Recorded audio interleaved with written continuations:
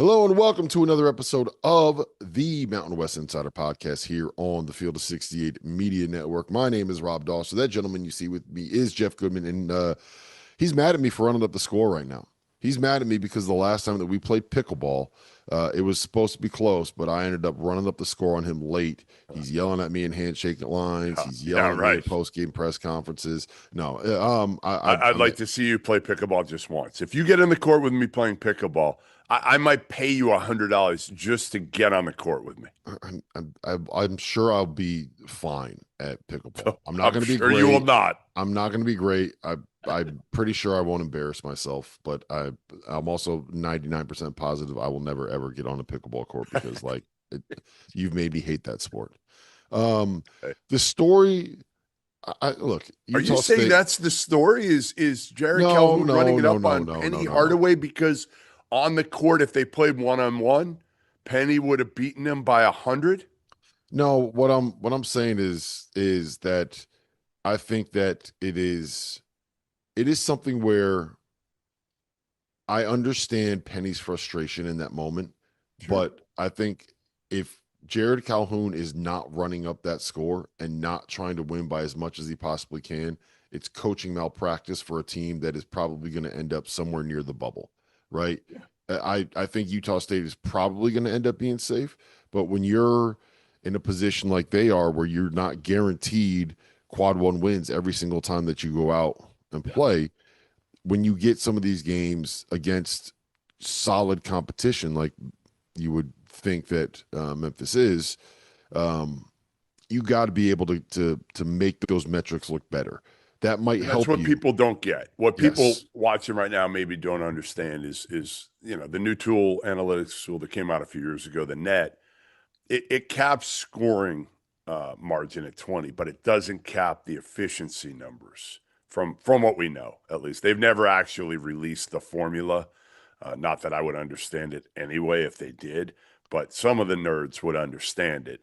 And ultimately, a lot of the analytics right now is you need to run it up because it will help your numbers, your net ranking. And frankly, when you're in the room, and I'm going to the selection committee, the mock meeting this week in Indy, but the 12 committee members, when they're in that room, one of the tools they really look at is the net. And if Utah State, this helps them go from, right now they're 23 in the net. If it could have been 26, it might have been the difference in like a couple spots. I don't know. Whatever it is, Jared Calhoun's it sucks that we're at this spot that Jared Calhoun can't put his walk-ons in at the end of a game. But he can't. He can't. And if you're Penny Hardaway, you got to understand that. You got to understand. If the situation were flipped, Penny should. Maybe he wouldn't. To be fair, but he should do the same thing. To be fair, yeah, I don't think Penny was necessarily.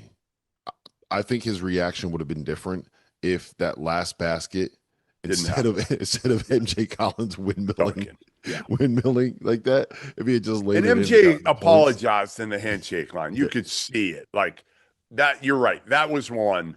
And look. Honestly, I don't. Yeah, I agree. I don't think it's not the best look, but you're playing in front of 11,000 crazy fans. Like you're fired up. You just got a huge win and you had a chance to go windmill on national television. Like I'm not going to sit here. If I could windmill, I'd be windmilling every single chance that I got, Goodman, especially if it was on national television. You cannot windmill. You cannot windmill. But you can always apologize. You can always apologize to Penny afterwards, and you still got the highlight of you windmilling on national television. Okay, MJ. You know what, MJ? I got your back. Keep windmilling on these fools. They don't want to guard you. Go windmill on everybody. All right. Don't listen to Dauster.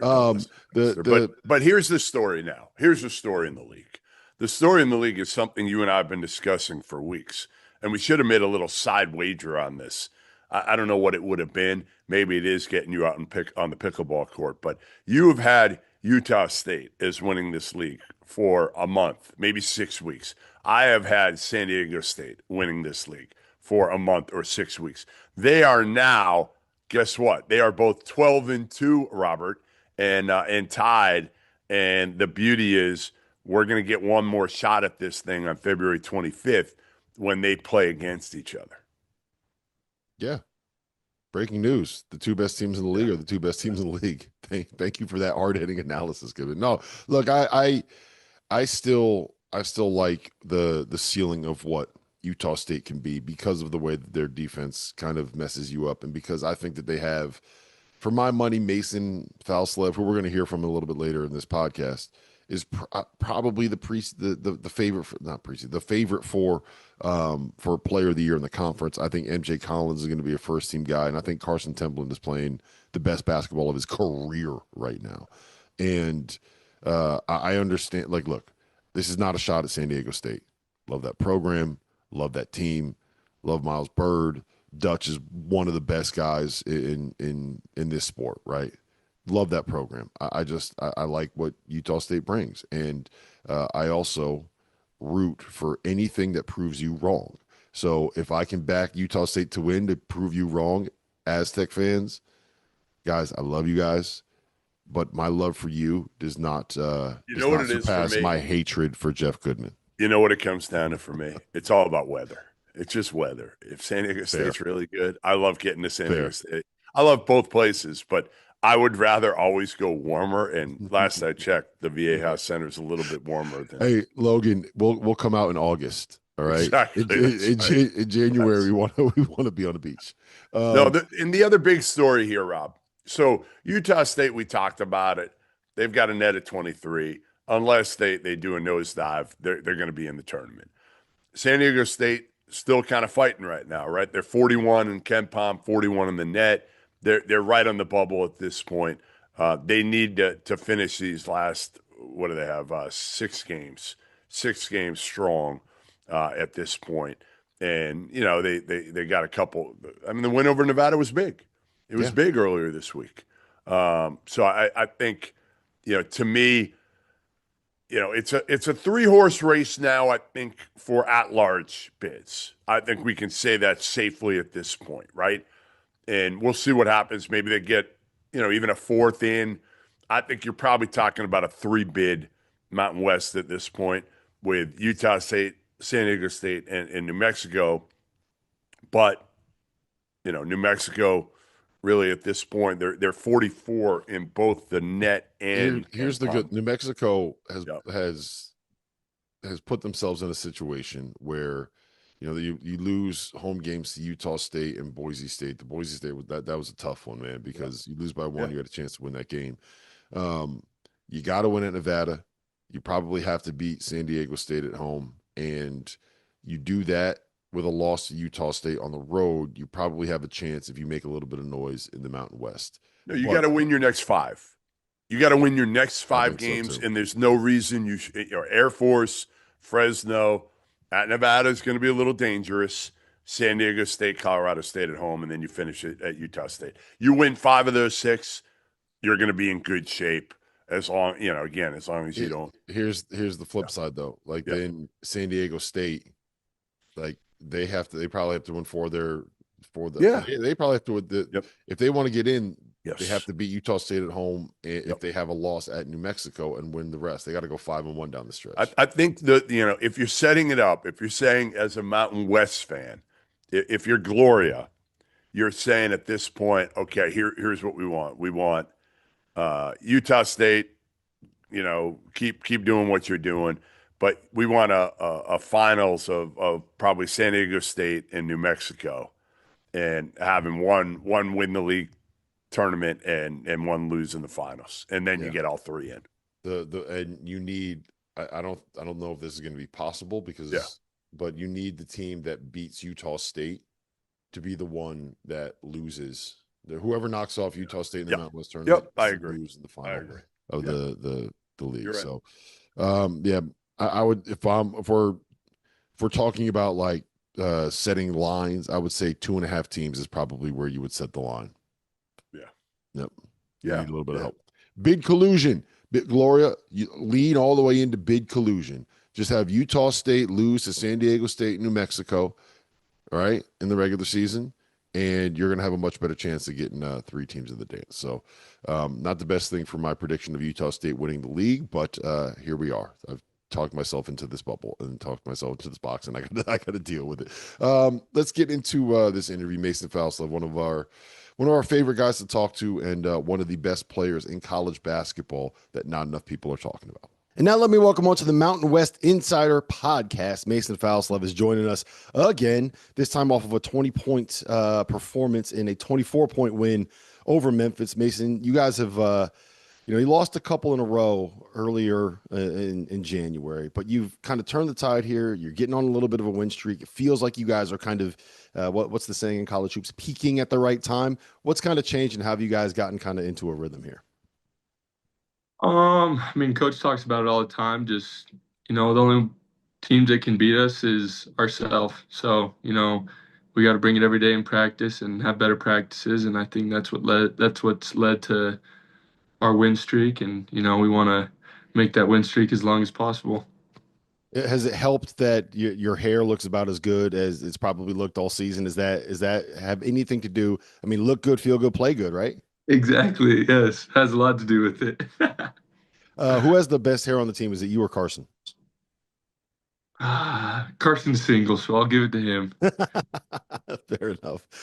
In all seriousness about Carson, I think looking at it from afar, I feel like his kind of uh, emergence as a scoring weapon, as a guy that can go out and get you 18 and 10, that can go out and get you 20 like he did against Memphis, has kind of lifted the ceiling a little bit on what you guys can be, and it makes you a little bit more dynamic offensively.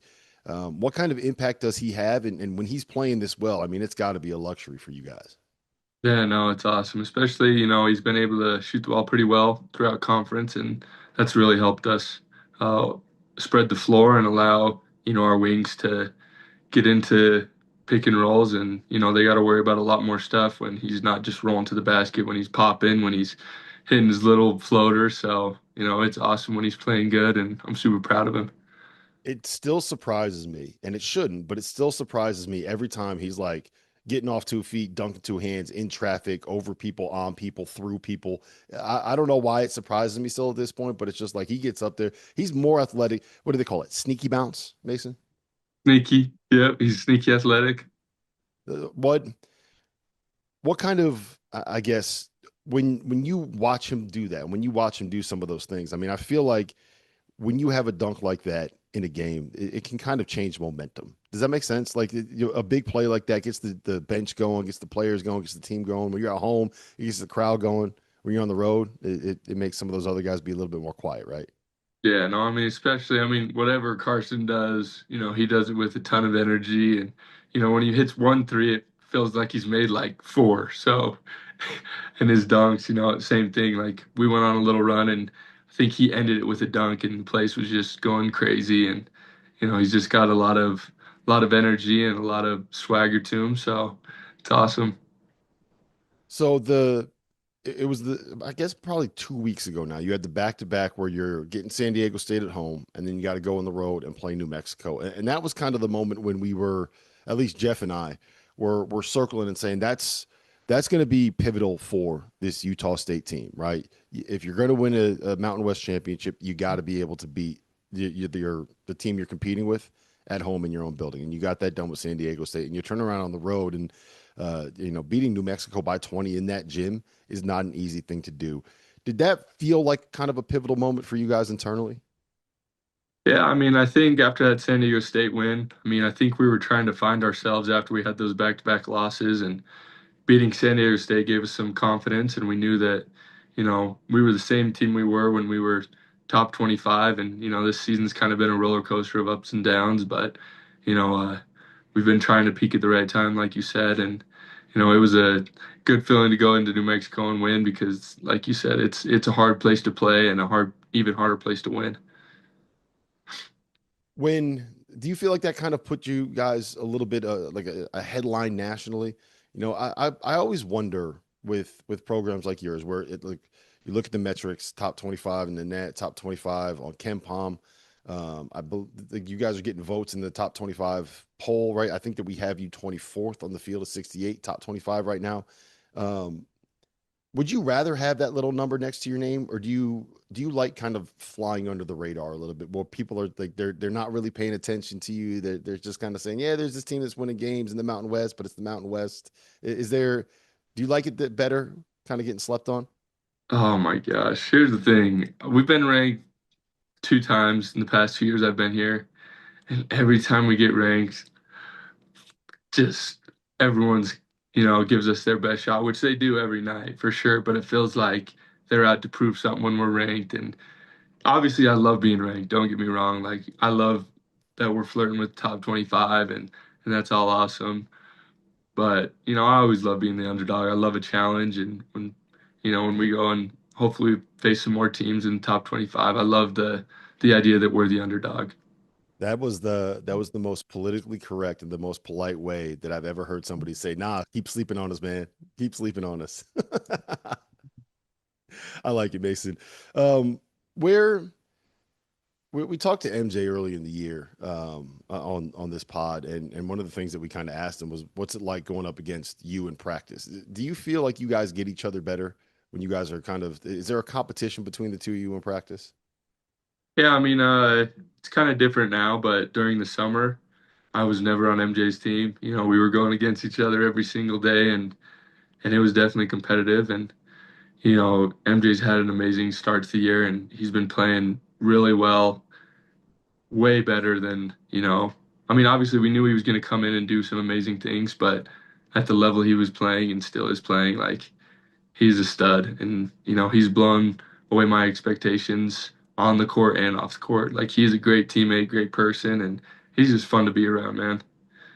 Does that make it easier for you? I think when you are kind of the focal point of a scouting report, it's obviously going to be that's what a team is game planning to kind of slow you down. And now that you have two guys where it's like, look, you can't let him get going, you can't let him get going. I feel like that kind of it's got to make life a little bit easier when defenses got to key in on somebody else like that as well. Yeah, no, for sure. And I mean, obviously, teams are gonna try to take me and MJ away just because majority of the plays are ran through us. But it's been awesome to see our other guys step up, like Adlin and Drake and Colby King, and like you said, Carson have had some huge games, and they've pulled their weight and they've been X factors for us. So it's been awesome. The one of the big talking points that's kind of popped up from college basketball Saturday has been, that Penny was not obviously happy that you guys scored some points at the end of that game. I don't think that there's anything wrong with what you guys did. Frankly, I said the other day I think it'd be coaching malpractice if you did not try to score and get as big of a margin as possible in a game because of the way that metrics are used in college basketball specifically. But when you are on the court like that, like there's got to be a part of you that it's like, is this the right thing to do to go and score as much as you can and win by as much as you can? That's got to be you. I'm sure you understand why you're doing it, but that's got to be a hard thing to kind of do as a competitor that air quotes here plays the right way. Yeah, no, I mean it's definitely. I mean, especially in that Memphis game. I mean, the thing was like there was 15, 20 seconds left, and Memphis is trying to go score. And I remember I went to go steal the ball and ended up fouling him. And the ref came over and talked to me, and he's like, "Hey, why would you go do that?" And I'm like, "Well, tell them to not go score on us. Like they don't understand. Like the difference between like a 15-point win and a 20-point win is could be a couple spots and could be the difference between, maybe a 7 or a 6 seed or an 8 seed. Like that's a big difference for us. And, we don't get the amount of quad one games that all these other big conferences get. So when we win, we got to win by a lot and we got to do everything we can to put ourselves in a good position for the future." Yeah, because the it's the margins when you are in a position where you're going to get an at-large bid because of the metrics, you got to do everything you can to make sure that those metrics look as good as possible, right? Yeah. I feel for you guys. That's not. I can't imagine that's a fun place to be in when you are the people that are kind of getting criticized for that. Yeah. No, I mean, that's the thing. Like, obviously, the bigger schools are going to get the benefit of the doubt because, they do have the most money and some of the best athletes. So we got to do our part too. We got to do everything we can, like you said, to just set ourselves up for success. Yeah. Well, look, if you keep doing that, then maybe you're going to still be the underdog. That's all I'm saying, Mason. That's all I'm That's true. saying. People are going to be gunning for you. Um, it- Now you guys are kind of playing some really good basketball right now. What has to happen for you to be able to continue this, right? Like playing great on Valentine's Day, peaking, getting close to peaking at Valentine's Day is one thing. Being able to carry that over into March is when it really, really matters. How do you maintain this? How do you stay at this level? Um, First, it's got to be our defense. And, last year we were in a similar situation, maybe just one more loss. I can't remember exactly, but we didn't finish the year great. So for me, it's just not being satisfied. Don't be complacent, always want more and be willing to give more. So that's going to be my focus is defense and don't be satisfied with what we've done. Yeah. That's actually interesting. One of the things that we've kind of talked about on After Dark quite a bit is the dog days of February in college basketball, right? Like you guys, when did you get to campus? Was it early June? About then when you kind of start everything, right? Yeah. You guys are going hard all summer. Then practice really starts in the fall. You're going hard in practice. Then games start and the season starts, and you're going hard in games. And now you've gotten to this point where it's like, okay, we got games that matter, but March is what everyone's really looking forward to. Like, how do you push through that?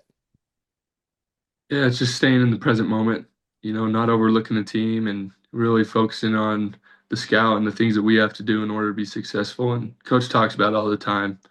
We can't look for the end goal. We got to fall in love with the process and with the grind and with everyday things that become, annoying or, just you get tired of doing the little things in practice and we can't do that if we want to be successful and do what we want to do in March. You guys made the tournament last year, right? You've kind of been through this. You've experienced what it takes to be able to get there. What are you talking to some of your teammates about? What are you talking to some of the new faces, some of the freshmen about how uh, what it's going to be like, the pressure that you're going to play under over the course of the next. I mean, you got 6 games left in the regular season, then you got the Mountain West tournament, and then you got March.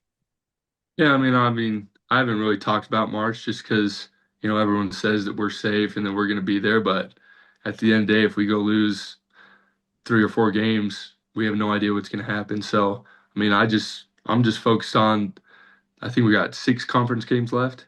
And I just tell you guys 6 more games.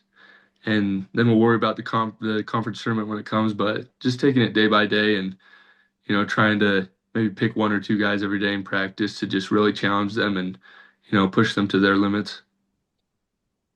Do you still have another year of eligibility left, right? Yeah, I'm a junior. It feels like you've been around forever, and I feel like that's a You compliment. know, I'm Like I'm old, man. when you're good for a long time, those are the guys that it's like, yeah, it feels like they've been around forever. Does it feel like on your end, like does it feel like this has been a college career that's kind of lasted a long time? I mean, obviously, I feel like the old guy on the team. I'm a little bit older. I didn't play. I went on an LDS mission, didn't play for 2, 3 years, and obviously, I feel old. But it's also gone by so fast. Like it's crazy how fast every year goes by, and even this year, like I can't believe it's already February, and I'm just thankful. I'm thankful for the people that I've had, the coaches that I've had, and the teammates and the friends that I've made, and it's been a wonderful journey, and I hope I can have one more good year, and then we'll see what happens from there. Well, listen, Mason, it's been a lot of fun to watch you on this journey. It's been a lot of fun to watch Utah State basketball this season. Keep this thing going, keep this thing rolling, and we'll hopefully, knocking on wood here, we'll see you guys in March. Great, thanks so much, appreciate it.